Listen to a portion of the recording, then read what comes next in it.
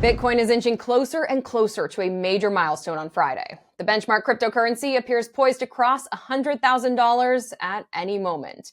Bitcoin has just been on a tear, doubling in value since the start of the year, but it's a 40% surge in the 2 weeks since Donald Trump was elected that made Bitcoin a key pillar of the so-called Trump trade. Trump's approach to crypto will be unlike anything we've seen from the federal government, and investors are going to the moon over it.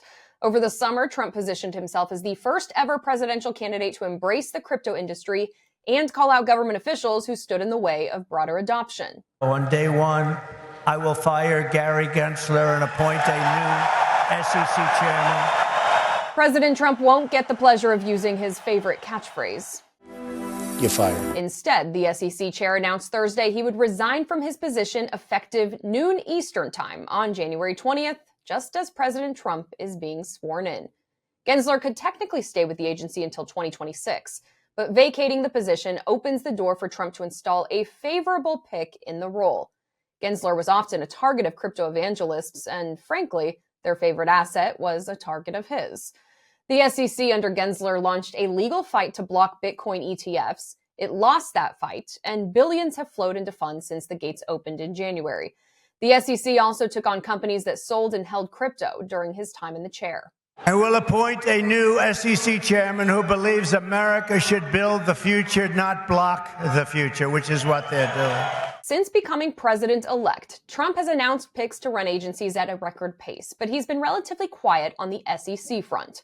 According to CoinDesk, he could make good on the promise of a crypto-friendly chair. The crypto publication says he is considering crypto lawyer Teresa Goody-Guillen, formerly of the SEC and co-lead of the law firm Baker Hostetler's blockchain practice. But wait, there's more. Upon taking office, I will immediately appoint a Bitcoin and Crypto Presidential Advisory Council. Would anybody like to be on that particular council? Please raise your hand. And there are a lot of hands in the air. Reuters reports high-profile crypto companies, including Ripple, Kraken, and Circle, are all pushing for seats on the council.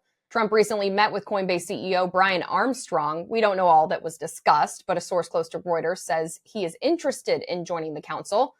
Meanwhile, Reuters says Trump's transition team has been getting advice from former CFTC chair Heath Tarbert, now with Circle, and former CFTC Commissioner Brian Quintenz, now with A16Z Crypto. Trump's team hasn't finalized details about this brand new council, but he made huge promises at Bitcoin 2024 over the summer. Their task will be to design transparent regulatory guidance for the benefit of the entire industry, and they will get it done in 100 days.